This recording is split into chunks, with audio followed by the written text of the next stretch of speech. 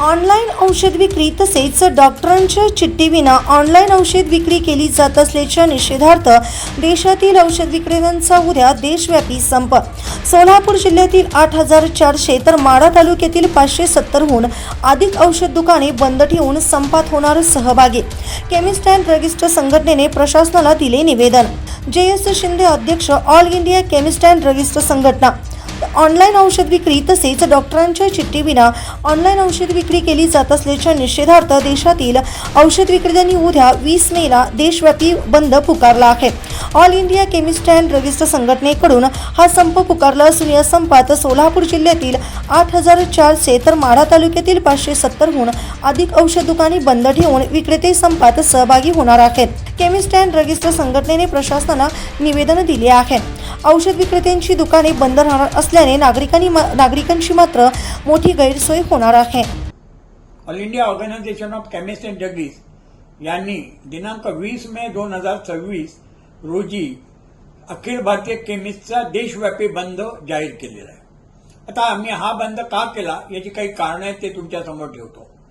यामध्ये आपल्या देशामध्ये drug and cosmetic act 1940 amendment 45 नुसार हा औषधी व्यवसाय चालतो। यामध्ये कुठल्याही प्रकारची ऑनलाईन सेल ऑफ मेडिसिनला कायद्यानुसार परमिशन नाही आहे आणि ऑनलाईन सेल ऑफ मेडिसिन आणण्यासाठी केंद्र सरकारने GSR 817 डेटेड 28 ऑगस्ट 2018 रोजी काढली।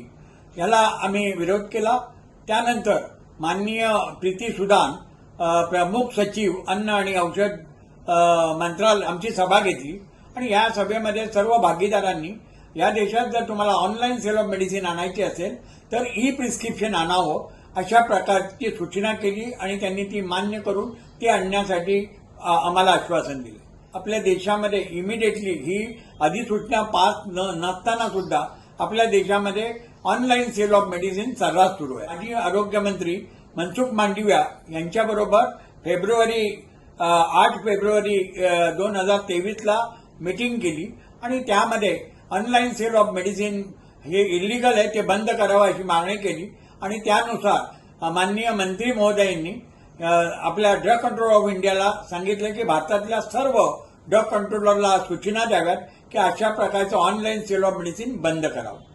आपल्या देशामध्ये करोना 2 वेळा आला आणि या कालावधीमध्ये आम्ही आमच्या केमिस्ट बांधवांनी जे चांगलं काम केलं याबद्दल आम्हाला national pharmaceutical pricing authority NPPA यांनी प्रसिद्धीपत्रक दिलं। GSR 220E दिनांक 26 मार्च 20 रोजी जी आली ती केवळ या ड्रग अँड कॉस्मेटिक ऍक्ट नुसार एक घरपोच औषधी सेवा देण्यासाठी आम्हाला ही अधिसूचना देण्यात आली आणि त्या आपत्तीनंतर ही अधिसूचना मागे घ्यावी अशा प्रकारच्या वारंवार आम्ही सरकारला विनंती केली, तरी आज कुठल्याही प्रकारे ही जी नोटिफिकेशन ही मागे घेतली नाही किंवा रद्द केली नाही।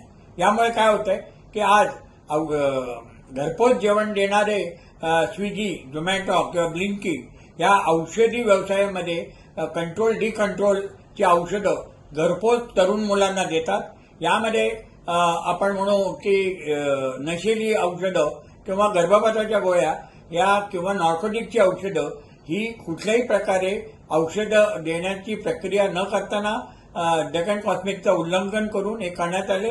त्यामुळे ही 220ची जी GSR ची नोटीस आहे किंवा अधिसूचना आहे ती सरकारने त्वरित मागे घ्यावी किंवा रद्द करावी अशी आमची मागणी। आपल्या देशामध्ये औषधीचे भाव केंद्र सरकारचं नॅशनल फार्मास्युटिकल प्राइसिंग अथॉरिटी म्हणजेच NPPA करतं आणि यानुसार DPCO 2013 म्हणजे ड्रग प्राइस कंट्रोल ऑर्डर 13 ही अस्तित्वात आली। या ऑर्डरनुसार आमचे जे रिटेल केमिस्ट आहेत यांना 16% नियंत्रित औषधामध्ये आणि 20% अनियंत्रित औषधामध्ये नफा किंवा मार्जिन मिळतं। त्याचप्रमाणे आमचे जे घाऊक किंवा ठोक व्यापारी आहेत यांना नियंत्रित औषधांमध्ये 8% आणि अनियंत्रित औषधामध्ये 10% मार्जिन मिळतो।